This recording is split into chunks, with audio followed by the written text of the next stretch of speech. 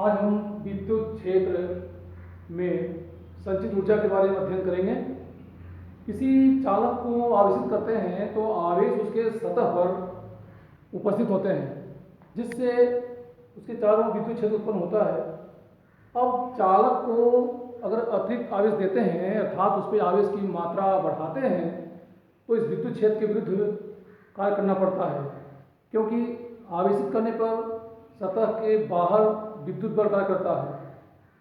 इसलिए आवेशित चालक पर आवेश की मात्रा बढ़ाने के लिए इस बल के विरुद्ध कार्य करना पड़ता है। यही किया गया कार्य विद्युत क्षेत्र में ऊर्जा के रूप में संचित होता है। तो हम देखते हैं कि किसी साबुन के बुलबुले को अगर आवेशित करते हैं तो उसका आकार बढ़ जाता है। साबुन का बुलबुला एक गोलीकोष की तरह व्यवहार करता है। अगर साबुन के बुलबुले को आवेशित किया जाए, उस पर आवेश दिया जाए तो आवेश उसके सतह पर उपस्थित होता है, जिसके कारण उसके सतह पर बाहर की ओर विद्युत बल कार्य करता है और सतह पर बाहर की ओर विद्युत बल कार्य करता है अर्थात बाहर की ओर दाब लगता है, जिससे बाहर खिंचाव होने से उसका आकार बढ़ जाता है। यही कारण है कि आवेशित करने से साबुन के बुलबुले का आकार बढ़ जाता है। यहाँ हम विद्युत क्षेत्र के बारे में, विद्युत क्षेत्र के एकांक आयतन में ऊर्जा के बारे में अध्ययन करते हैं। किसी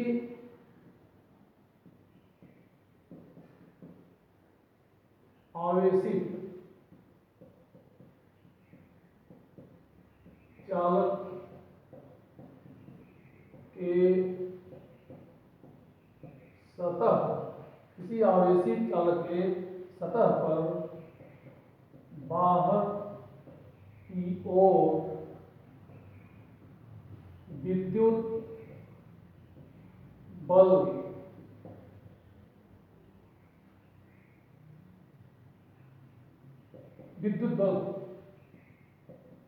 कार्य करता है।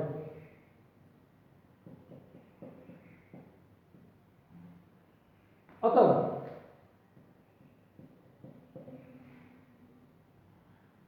चालक पर आवेश की मात्रा बढ़ाने, चालक पर आवेश की मात्रा बढ़ाने या विद्युत क्षेत्र के आयतन में, विद्युत क्षेत्र के आयतन में वृद्धि करने के लिए, वृद्धि करने के लिए इस बल के विरुद्ध, इस बाह्य बल के विरुद्ध कार्य करना पड़ता है, कार्य करना पड़ता है, जो विद्युत क्षेत्र में, जो विद्युत क्षेत्र में ऊर्जा के रूप में, ऊर्जा के रूप में संचित होता है। इस तरह विद्युत क्षेत्र में संचित ऊर्जा को ज्ञात करने के लिए 8 त्रिज्या के एक गोली कोष लेते हैं। माना 8 त्रिज्या का एक गोली कोष है। अगर इसे आवेशित करते हैं तो आवेश इसके सतह पर समान रूप से उपस्थित होते हैं, जिससे सतह के बाहर विद्युत बल कार्य करता है। अगर इसको एक साबुन के बुलबुले के रूप में लिया जाए तो इसको आवेशित करने से बाहर की ओर विद्युत बल कार्य करेगा, जिससे इसके आकार में वृद्धि रहती है। यदि इसकी त्रिज्या r है तो इसके आवेशित करने से इसके आकार में वृद्धि होगी, जिसके फलस्वरूप यदि इसका आकार बढ़ता है तो इसकी त्रिज्या स्मॉल r से बढ़कर r प्लस dr हो जाती है। अर्थात इसके आकार में dr वृद्धि होती है। यदि इसका पृष्ठ आवेश घनत्व सिग्मा लेते हैं तो इसके सतह पर उत्पन्न दाब आवेशित गोली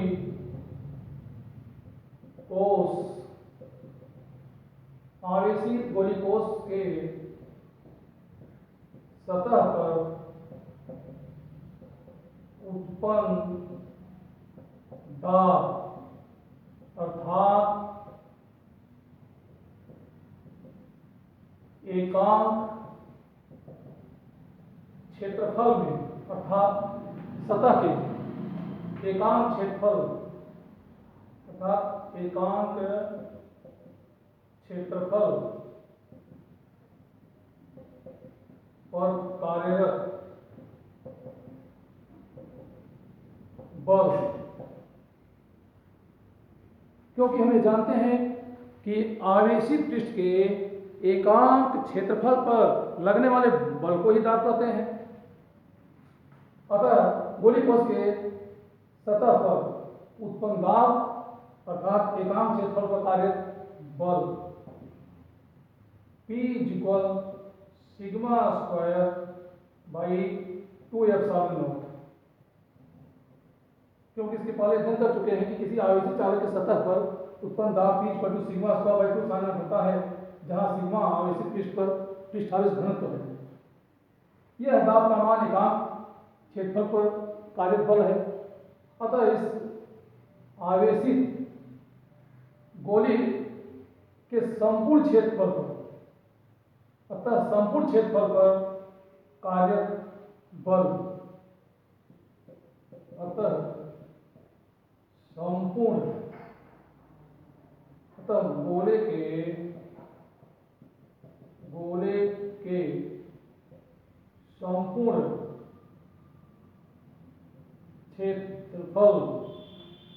गोले के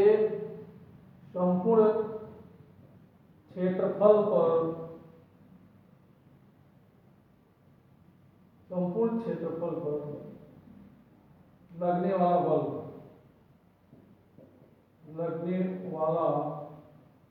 बल F is equal P into A, क्योंकि हम जानते हैं दाब बराबर P is equal F by A, दाब इज इक्वल बल upon area. P equal F by A या F is equal to P into A. यहाँ इसका जो संपूर्ण पृष्ठीय क्षेत्रफल होता है वो 4πr² होगा, इसलिए इसके सतह पर कार्य बल F is equal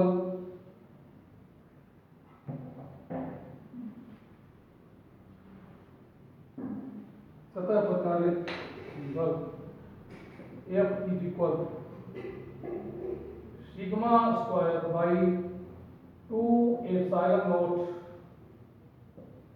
into 4πr², जहां r इस गोली कोष की त्रिज्या है।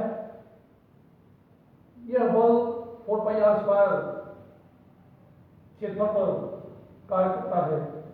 अब इस आवेशित गोली कोष को यह चारों तरफ से dr दूरी संपीड़ित किया जाता है। तो dr दूरी संपीड़ित करने के लिए विद्युत क्षेत्र विरुद्ध कार्य किया जाएगा।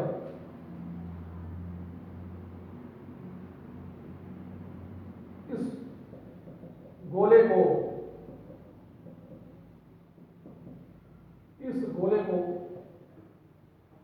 चारों ओर से dr दूरी संपीड़ित करने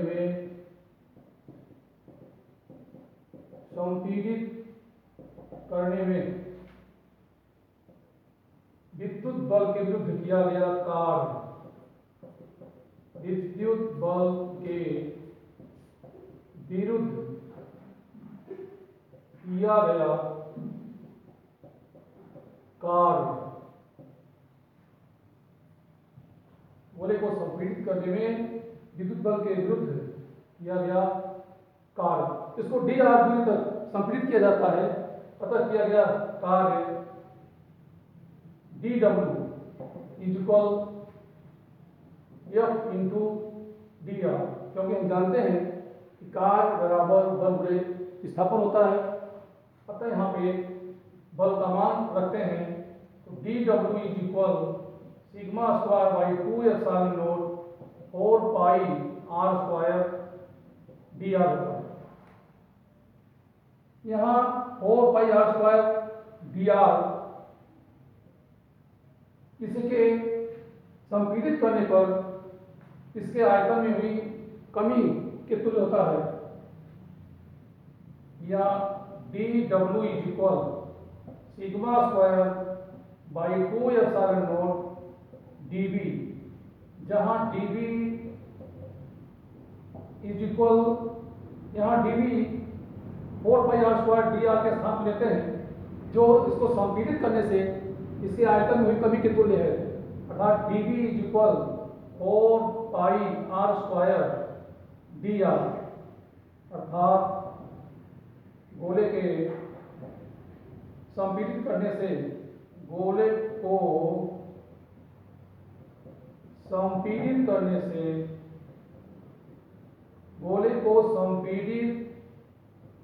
करने से इसके आयतन में हुई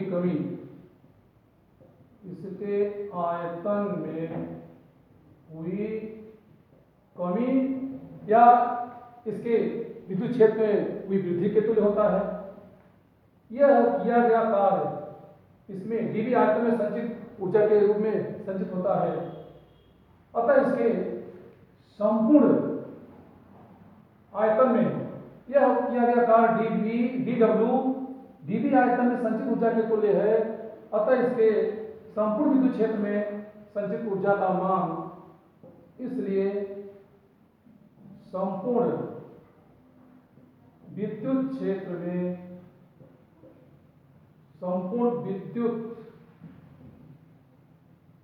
इसलिए संपूर्ण विद्युत क्षेत्र में संचित ऊर्जा, संपूर्ण विद्युत क्षेत्र में संचित ऊर्जा का मान इस dw को समाकलित करके ज्ञात करते हैं, अतः संपूर्ण विद्युत क्षेत्र संचित ऊर्जा का मान w is equal close integral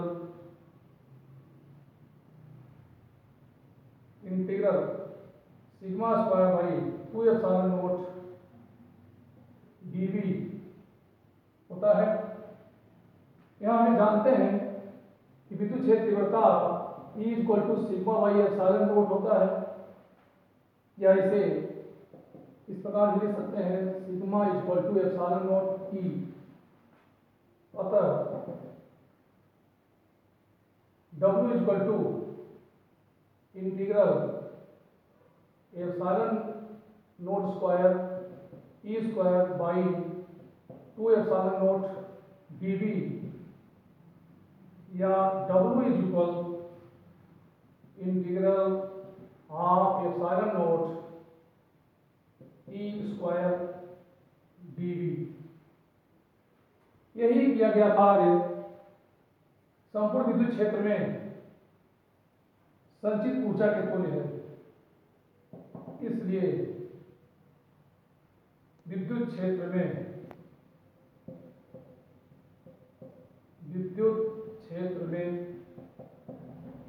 संचित ऊर्जा U is equal W is equal to integral sigma square by 2 epsilon naught dV या integral half epsilon naught E square dV के इक्वल होता है। अब इसके एकांक आयतन में अगर ऊर्जा ज्ञात करनी है तो तथा विद्युत क्षेत्र के एकांक आयतन में संचित ऊर्जा विद्युत क्षेत्र के एकांक आयतन में संचित ऊर्जा dW by dV, क्योंकि जानते हैं कि dW is equal sigma square by 2 epsilon naught dV है। जब dV आयतन में dW ऊर्जा संचित है तो एकांक आयतन में संचित ऊर्जा का मान dW by dV होगा, अर्थात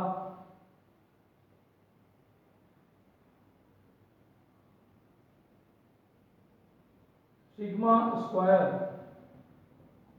बाई 2 एप्सिलॉन नॉट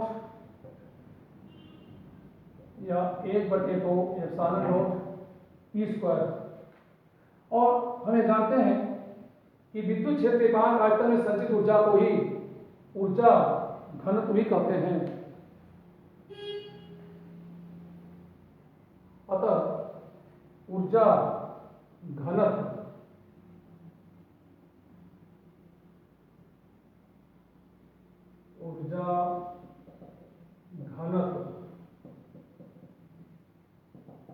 विद्युत क्षेत्र के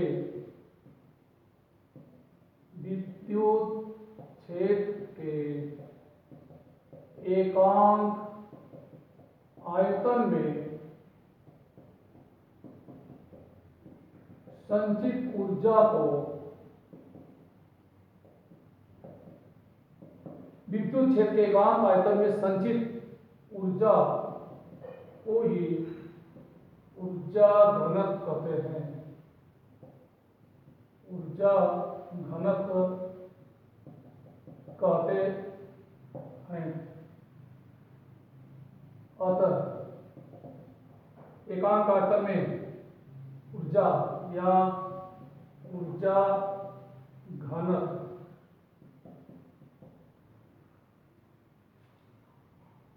is equal sigma square by 2 epsilon naught equal to half epsilon naught E square के तुल्य होता है।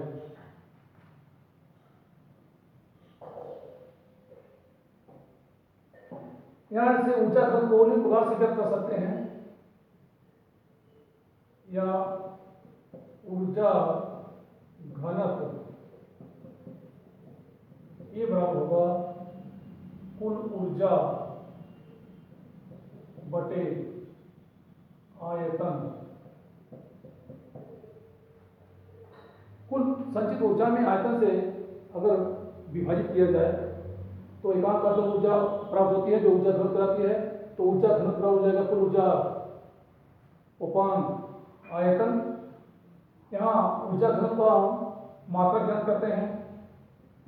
ऊर्जा घनत्व का मात्रक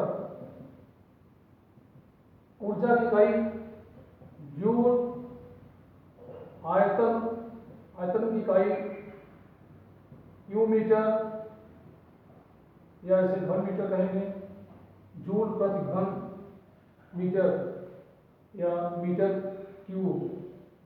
पुनः इसका बीवी सूत्र याद करते हैं।